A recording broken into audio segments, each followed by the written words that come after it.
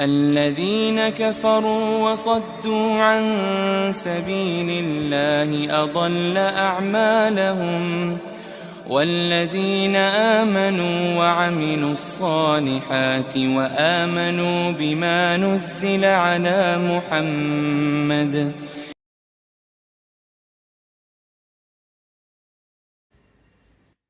الحمد لله وحده والصلاة والسلام على من لا نبي بعده أما بعد أعوذ بالله من الشيطان الرجيم بسم الله الرحمن الرحيم إنا أنزلناه في ليلة القدر وما أدراك ما ليلة القدر ليلة القدر خير من 1000 شهر تنزل الملائكة والروح فيها بإذن ربهم من كل أمر سلام هي حتى مطلع الفجر। যে যে জায়গা থেকে আমাদের এ লাইভে সংযুক্ত হয়েছেন আপনাদের সকলকে জানাই আন্তরিক অভিনন্দন, মুবারকবাদ ও জান্নাতি সওগাত। আসসালামু আলাইকুম ওয়া রাহমাতুল্লাহি ওয়া বারাকাতুহু। প্রিয় উপস্থিতি, আজকে আমরা যে বিষয়টি নিয়ে আলোচনা করব বিষয়টি হচ্ছে লাইলাতুল কদর।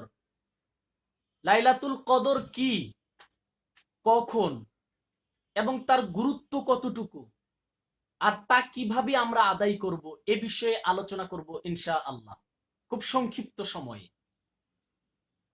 লাইলাতুল কদর হচ্ছে মাহে রমাজান, রমাজানুল মুবারকের শেষ দশকের গুরুত্বপূর্ণ একটি রাত্রির নাম লাইলাতুল কদর। এ রাত্রিকে কেন লাইলাতুল কদর বলা হয়? তাফসিরে মারিফুল কোরআনে এসেছে, আবু বকর আর রাক থেকে তিনি বলেন, কদর শব্দের অর্থ হচ্ছে মর্যাদাপূর্ণ। এ রাত্রটাকে লাইলাতুল কদর বা মর্যাদা পরিপূর্ণ রাত্র এজন্য বলা হয়, যে ব্যক্তি গোটা বছরে ইবাদত বন্দিগি করে আল্লাহ সুবহানাহু তাআলার নৈকট্য লাভ করতে পারেনি, মর্যাদা অর্জন করতে পারেনি, সে যদি এই রাত্রিতে আল্লাহর গোলামি করে, আল্লাহর ইবাদত করে, সঠিক পদ্ধতিতে রাতটাকে উদযাপন করে, তাহলে আশা করা যায় সে এ রাত্রিতে ওই মর্যাদাটা পেয়ে যাবে। তাই এ রাত্রটাকে লাইলাতুল কদর বলা হয়। কেউ কেউ মনে করেন কদর মানে হচ্ছে ভাগ্য, লাইলাতুল কদর মানে হচ্ছে ভাগ্য রজনী। আগামী 1 বছর আমাদের কার ভাগ্যে কি আছে, এই ভাগ্যগুলো আমাদের সৃষ্টিরও 50,000 বছর আগে আল্লাহ সুবহানাহু তাআলা নির্দিষ্ট করে রেখেছেন, ফিক্সড করে রেখেছেন। তো এই বছরে কার ভাগ্যে কি ঘটবে এটা আল্লাহর কাছে সুরক্ষিত স্থানে আছে, লৌহে মাহফুজে আছে, ফেরেশতারাও জানে না। এ রাত্রিতে আল্লাহ সুবহানাহু তাআলা 1 বছরের এ ভাগ্যগুলো ফেরেশতাদের মাঝে বন্টন করে দিবেন। তাই এ রাত্রটাকে ভাগ্য রজনী বলা হয়। লাইলাতুল কদর মানে ভাগ্য রজনী। লাইলাতুল কদর কখন? সহিহুল বুখারীর 32 নম্বর পর্বের 3 নম্বর অধ্যায়ে 2017 নম্বর হাদিসে এসেছে, বিশ্বনবী মুহাম্মদুর রাসূলুল্লাহ সাল্লাল্লাহু আলাইহি ওয়াসাল্লাম বলেছেন, তাহাররাও লাইলাতুল কদরে ফিল ভিতরে মিনাল আশরিল আওয়াখির মিন রমাদান। অর্থাৎ বিশ্বনবী সাল্লাল্লাহু আলাইহি ওয়াসাল্লাম বলেন, তোমরা লাইলাতুল কদরকে অনুসন্ধান করো রমাজানুল মুবারকের শেষ দশকের বেজর রাত্রিগুলোতে। অর্থাৎ শেষ দশকের বেজর রাত্রি মানে 21 রাত্রি, 23 রাত্রি, 25 রাত্রি, 27 রাত্রি ও 29 রাত্রি, এই রাত্রিগুলোতে লাইলাতুল কদর খুঁজতে হবে। এটা রাসূল সাল্লাল্লাহু আলাইহি ওয়াসাল্লামের নির্দেশ। যদিও কোন কোন হাদিসে শুধুমাত্র 27 রাত্রির কথা এসেছে, কোন কোন বর্ণনায় 25 রাত্রির কথা এসেছে, কোন কোন বর্ণনায় আবার 23 রাত্রির কথা এসেছে। আসলে প্রত্যেকটা বর্ণনাই সঠিক, কেননা লাইলাতুল কদর মূলত সব বছর প্রত্যেক বছর একই রাত্রিতে হয় না। দেখা গেল এই বছর যদি 25 রাত্রিতে হয়, এক বছর 23 রাত্রিতে হবে, কোন বছর 21 রাত্রিতে হবে, কোন বছর আবার 29 রাত্রিতে হবে। যে বর্ণনাকারী যেই বছরের কদর বর্ণনা করেছেন, হতে পারে ওই বছরের কদর ওই তারিখে হয়েছিল, অর্থাৎ যে বর্ণনাকারী 27 বর্ণনা করেছেন, হতে পারে ওই বর্ণনাকারী যে বছরের কদর বর্ণনা করেছেন ওই বছর 27 রাত্রিতে কদর সংগঠিত হয়েছিল। তাই প্রত্যেকটা বর্ণনায় নির্ভুল সঠিক। সুতরাং এটা নিয়ে কোন রকমের ইখতিলাফ করার সুযোগ নেই, ওই বর্ণনাটাই মেনে নিতে হবে।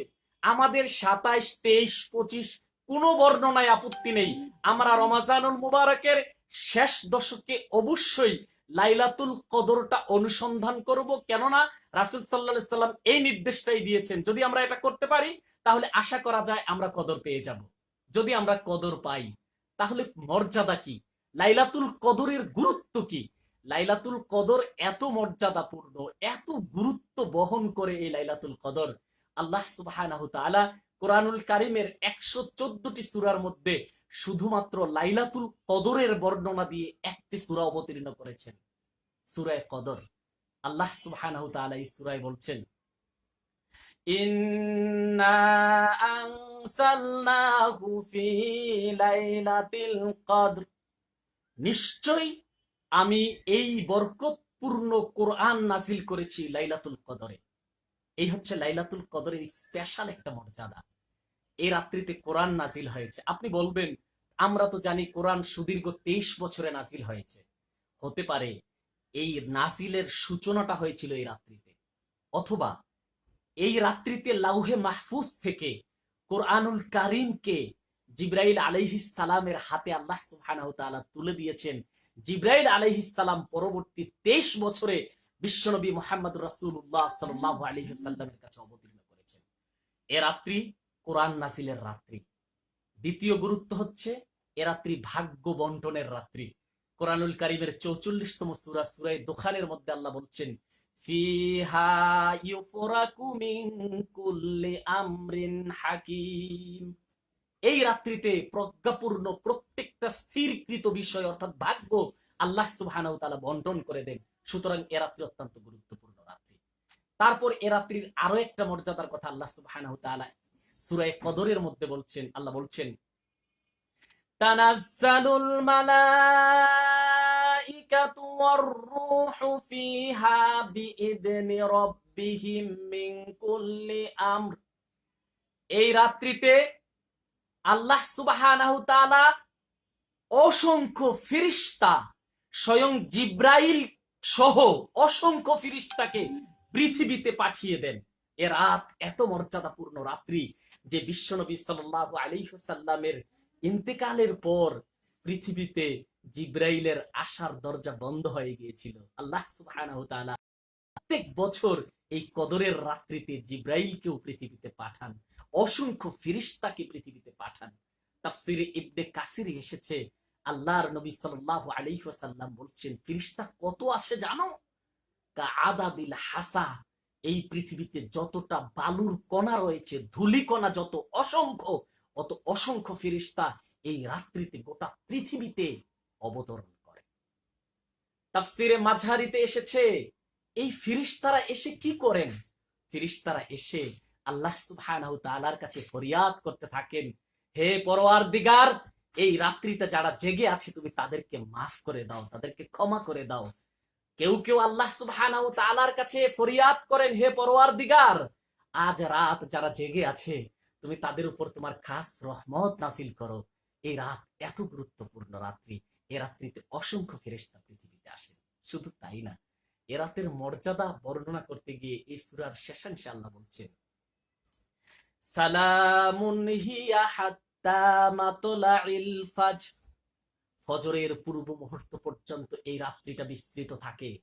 সূর্য অস্ত যাওয়ার পর থেকে রাত্রটা শুরু হয়, এবং ফজর পর্যন্ত এই রাত্রটা থাকে। আর এই টোটাল রাত্রিটাতে আল্লাহ সুবহানাহু ওয়া তাআলা বলছেন সালামুন হিয়া হাত্তা মাতলাইল ফাজর, অর্থাৎ শান্তি বর্ষিত হতে থাকে আল্লাহর পক্ষ থেকে, বিশেষ শান্তি বর্ষিত হতে থাকে, শান্তির বারিধারা বর্ষিত হতে থাকে অবধারিত ভাবে, অবিরাম ভাবে ফজর পর্যন্ত এ রাত্রিতে শান্তি আর শান্তি বর্ষিত হতে থাকে।